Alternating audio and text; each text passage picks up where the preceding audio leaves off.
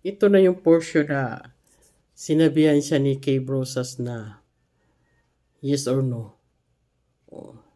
Sinabi talaga na ni President Duterte na you're not an investigator. Ano ka, police? Oh. Diba? Nakakahiya. Ibig sabihin, hindi talaga ninyo alam din kung saan lang kayo dapat. Kung sabi nila sa English pa, you did not know where you stand. Parang ganun. Ang sa inyo lang na, ang kay Brosas lang, may tanong siya. Yung pagkakatanong pa naman niya, para sa akin wala. Talagang may galit sila kay Duterte. Biruin nyo guys, walang nagagalit na puro sila batikos kay Duterte. Puro sila may sinasabi kay Duterte. Puro sila komento kay Duterte. Puro sila may sinasabing negative feedback kay Duterte. Walang nagagalit, hanggang nakikinig lang. Pero yung sa time, dito, sa asawa ni Representative Kadema, anong nangyari? Nagalit sila. Kasi pinuri talaga ng gusto si President Duterte at saka si Sara Duterte. Pinuri talaga ng gusto. Ito pala si Representative Kadema is loyalist ni Duterte. Bakit wala namang karapatan na magsalita yung mga tao ni Duterte laban sa kanya? Ang gusto niya lang puro pangit ang narinig natin kay Duterte. Mayroon pa nga nagsalita Yun na isa sa mga line ni Kadema, sinabi niya. Isa sa mga line sa mga manifestation ni Representative Kadema. Ang lagi niyong tinatanong kay Duterte, yung mga EJK. Pero, ni isa, walang nagtatanong sa mga biktima na piniktima ng mga adik, pusher, kidnapper, rapist, smuggling, human trafficking. Walang nagsalita dyan. Sa mga biktima ng mga adik, sa biktima ng mga rapist, sa biktima ng mga huldapan, sa biktima ng mga pusher, walang nagsasalita laban sa kanila. Ang lagi lang nilang sinasabi, ang ginawa ng mga pulis sa mga adik, ang ginawa ng mga sundalo sa mga kriminal. Yun lang. Yung puro sa kanila, kriminal na mga gawain ni Duterte. Yun ang lagi nilang tinatanong. Kaya yun nga, sabi nga sa asawa ni Kadema, ano na naman ang tawag nito? Kabayaran din sa ginawa ng mga kriminal doon sa inosenteng biktima. Diba? Walang nagsasalita dyan.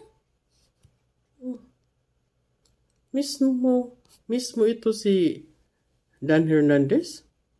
Wala yang napala dyan sa walang napala, hindi talaga. Naka-arte ba, kumbaga. Hindi katulad sa mga ginagawa nila sa ibang mga resource person or witness. Pinagsisigawan, natulala, umiiyak na. Kasi nga, hindi abogado O diba? Ito, abogado si Duterte. Si Dan Hernandez, iba. Hindi abogado. Ngayon, andyan sa Quad Committee. O tingnan nyo. Makabuelo ba si Dan Fernandez? Hindi Wala.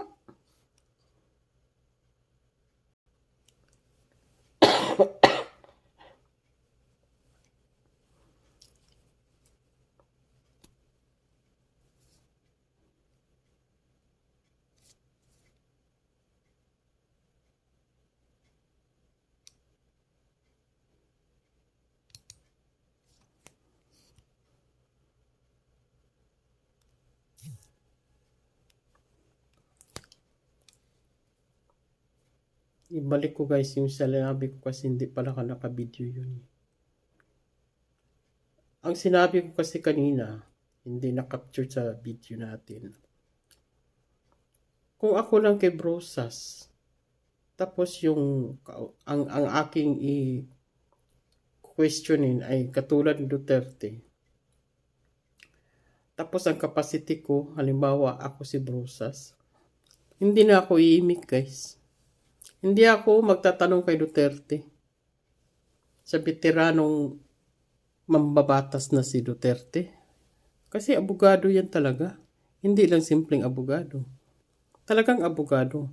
At saka eksperyensyado. Ikaw, Rosas. Ngayon ka lang siguro yata nagiging representative. Ano alam mo? Hindi ko minamaliit ikaw ha, Rosas. Pero kung magsalita ka kay Duterte, daig mo pa na ang the whole volume ng encyclopedia nasa utak mo na. Tapos kung magsalita si Duterte, yung mga tanong nyo, sinasagot niya, dyan sa court committee, mayroong mga manunood dyan. May mga audience. May mga Duterte loyalist. Diba? Napalakpakan sila. Tumatawa. Dahil nasayahan sila sa sagot ni Duterte. Nagagalit ka, Brosas.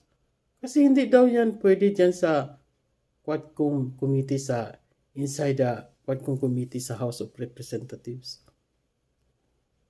Kayo nga dyan. Sinisigawan nyo yung mga resource person or mga witnesses. May nagawa ba yun sila? Diba? Nakanganga lang. Kasi nga, hindi nga abogado. Simpleng tao lang. Bakit? May nagagalit pa sa inyo? May nagsabi ba sa inyo na huwag kang sumigaw? Brosas, ganito, ganyan? Wala. Kay Duterte, nagagalit ka. Sinasabi mo pa nga, hindi ito nakakatawa. Yes, totoo yan. Franz Castro, hindi nakakatawa talaga ang sitwasyon ng Pilipinas. Ang nakakatawa ay ikaw. Ako ay naawa lang sa iyo. Tanong-tanong ka kay kahit sino dyan resource person, scripted naman. Huwag kang magbasa. Huwag kang maghanda ng itatanong mo.